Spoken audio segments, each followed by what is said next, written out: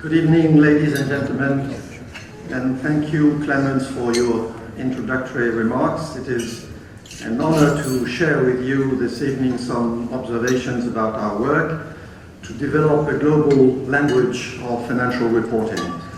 Germany has been a long-time supporter of this work, permitting the use of international accounting standards even before the IASB was created.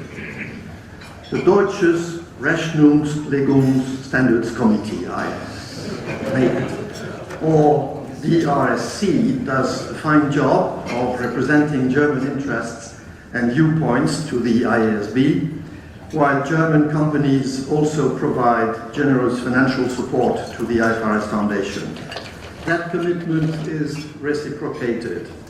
In addition to Clemens acting as a trustee and member of the executive committee, we have Martin Edelman serving as a member of the IASB, while beforehand Elke Koenig, now president of BaFin, served as a member of the IASB. Indeed, while the diversity of the IASB is impressive, with more than 25 countries represented among the IASB's board and technical staff, around 10% of technical staff come from Germany. In addition, Lise Uthmore of the DRSC serves as a member of the Accounting Standards Advisory Forum, while Christoph Hütten, Chief Accounting Officer of SAP, is Vice Chairman of the IFRS Advisory Council. Given this long history of cooperation and the extensive German representation at all levels of the organization, Frankfurt seemed a natural choice to host this meeting of the trustees. My role this evening is to serve as a warm-up act for the main event, a panel discussion on German perspectives on the work of the IASB and progress toward global accounting standards. As the warm-up act, I cannot promise any jokes, but I would like to make 3 points that I believe are important when discussing international financial reporting today. First, that the gains of IFRS in Europe must be protected. Processes can be improved and endorsement systems can be streamlined, but the fundamental premise of Europe's commitment to IFRS as global standards has to remain intact and undiluted. Second, it is a sad fact of life that the work of the IASB will always be controversial. Global accounting standards are a form of economic globalization, and globalization in many parts of the world, including in some circles in my own country, is not universally supported. More precisely, our governance structure, which is necessary to protect the independence of the standard-setting process, will continue to seem unfamiliar to many people, including some politicians, particularly in Europe. Third, that the IFRS Foundation and with it the IASB are continuing to evolve, and with that evolution you will see a more holistic and inclusive approach where we work even more closely with others to support the development of the standards, but also their consistent application and implementation. I will discuss each of these points in turn. Most of us are old enough to remember life in Europe before IFRS, and I'm certainly old enough. Before IFRS, Europe had more accounting languages than member states. Many in Europe had become concerned about the number of European companies beginning to use US GAAP, while huge differences existed between accounting standards in Europe and around the world. This became most obvious when in 1993, Daimler-Benz switched from German to US GAAP in order to become the first German company with a secondary listing in New York. A profit of around 600 million Deutschmarks recorded using German GAAP turned into a loss of almost 2 billion Deutschmarks when reporting using US GAAP. How were investors expected to make sense of such incredible differences? A little later, the Lisbon strategy of 2000 set out an ambitious strategy for a single European market. Of course, a single market needed a single set of accounting standards. Europe had spent decades trying to come up with a European set of accounting standards, but Europe's model of consensus-based decision-making made it difficult to achieve the level of specificity required for accounting standards with rigor and discipline. That is why adopting IFRS provided Europe with an off-the-shelf solution, a decision endorsed by the European Parliament with the support of more than 95% of MEPs. Research commissioned by the European Commission has shown that the transition has been, I quote, challenging but ultimately successful, end of quotation. Most of the rest of the world took the lead from Europe. As a consequence, IFRS has gone on to become one, if not the, most successful example of global financial regulation. It is now more than a decade since Europe decided to adopt IFRS. As time passed, many have forgotten what life was before IFRS. After more than 8 years of IFRS, it is quite right that Europe should take stock and see whether improvements to its own processes can be made. That is why, for example, as trustees, we've been very happy to contribute to the work of Philippe Maystadt in his review of how to improve the EU's point of interface to the IASB. We are also supportive of the upcoming review of the IFRS regulation by the European Commission. We also recognize the need to work in close cooperation with the European institutions, the Parliament, the Commission, the Council, IFRAC, ESMA, and many others. They have invested a great deal in our work. It is important that we recognize this investment and to provide them with the confidence that this was a wise investment. At the same time, speaking as a proud European, we must be cautious about protecting these hard-fought gains. It might seem minor to tweak the standards for use in Europe to better reflect European preferences, or to revise the endorsement criteria so that non-endorsement of a standard or interpretation becomes more likely. I understand that Mr. Maystadt has cautioned against this in his draft report. Nonetheless, it would be easy to inadvertently cross the Rubicon. A tweak here, a failure to endorse there, and very quickly you can have standards that are once again incompatible with other parts of the world. A decade of progress unwound. This is something that we must all guard against. As the saying goes, nostalgia isn't what it used to be. The good old days of European accounting were not as good as some seem to believe. We all need to be vigilant to ensure that Europe continues to be a champion in global financial reporting for the good of Europe and for the stability of the global financial system. I now move to my second point, what I call the messy, controversial, unpopular business of accounting standard setting. The G20 leaders have repeatedly requested that we deliver a single set of global accounting standards. Let's take a moment to unpick what that means, namely one set of accounting standards used worldwide. A single way to describe the financial performance and the situation of a company, the same throughout the world. This uniformity that comes with globalization is often controversial. It can trample over established and familiar practices that have evolved over many decades. Cultural nuances can be challenged. The way that a German company is managed can be very different to that of a French or an American company. Yet, the G20 has asked the IASB to come up with a single set of metrics to compare these companies on a like-for-like basis. No wonder this is controversial, difficult, and time-consuming work. We made a great step forward in 2005 and have continued to make excellent progress in signing up more countries and addressing issues in practice. Then there is transparency. The IFRS Foundation is a private sector, not-for-profit organization acting in the public interest. As such, it has had, together with the IASB, to earn its legitimacy. That legitimacy comes from the extent of its governance, of its consultation process, and the transparency of its activities. Such transparency is essential if we are to demonstrate that the IASB has weighed up all the options, considered the costs and benefits of its standards, and given proper consideration to the feedback that it has received. However, transparency is a double-edged sword. Transparency means that everything is on display, warts and all.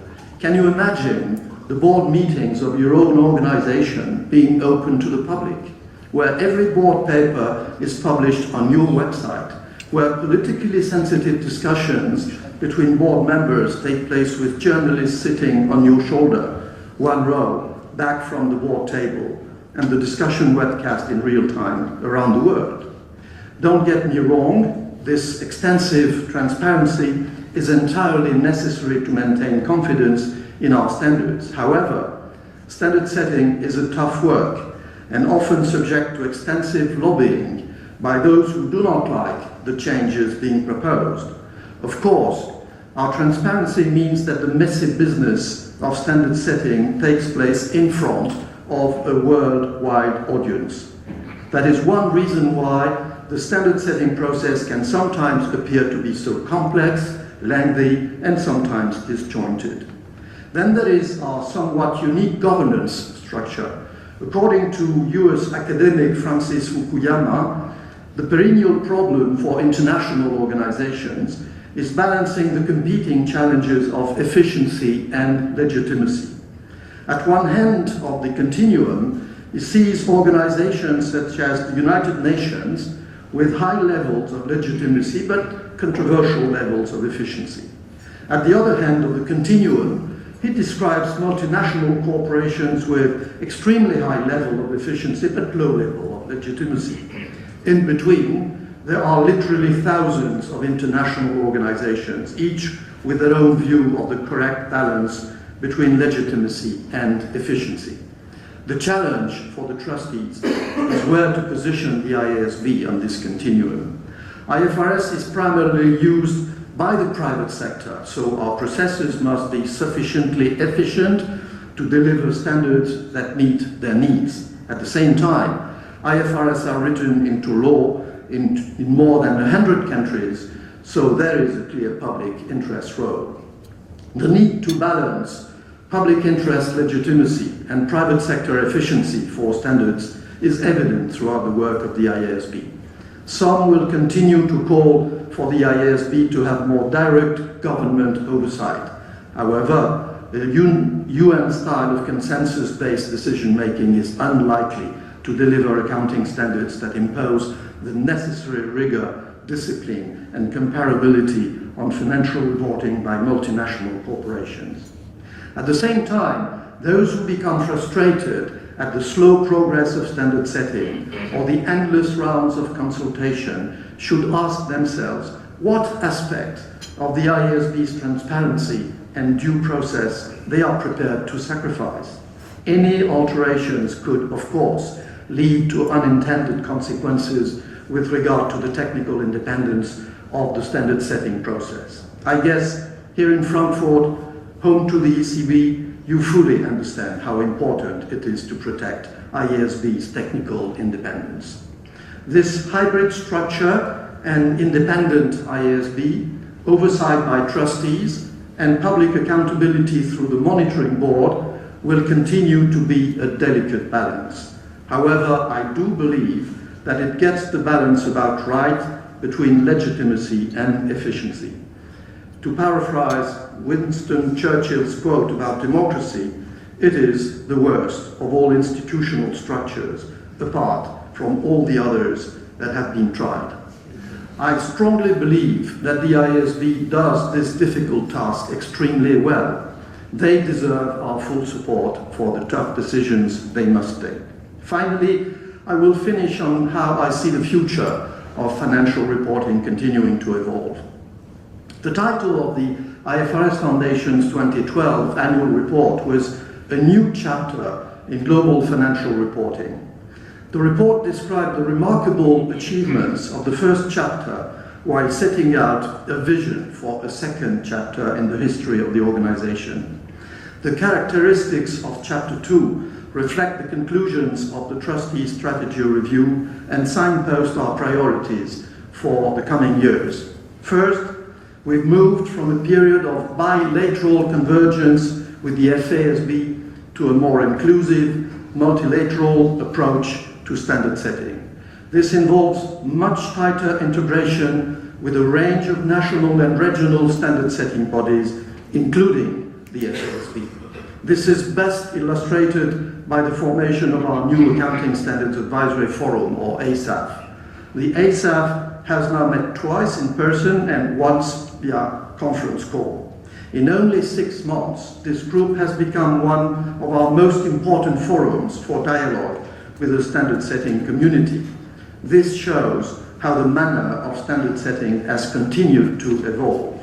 Second, we will deepen our cooperation with other international and regional organizations. This will enable us to monitor and encourage greater consistency in the adoption, implementation, and enforcement of our standards. We recently concluded an agreement with IOSCO to do just that. IOSCO did play a major role when they endorsed the ISC core standards in 2000, thus triggering an evolution that few would have anticipated at that time.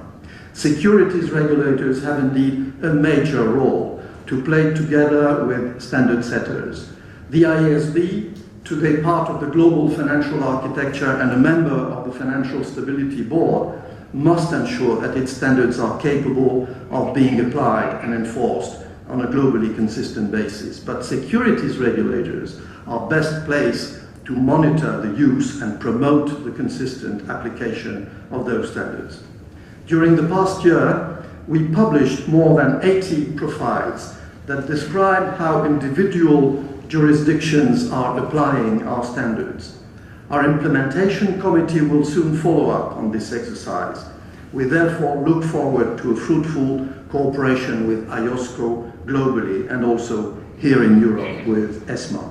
Third, we have continued to strengthen the institutional structure of the organization. I have already mentioned the ASAF, which our Executive Director, Yael Almog, has been instrumental in driving forward. We have also completed a review of the IFRS Interpretation Committee and a comprehensive update to the due process followed by the IASB.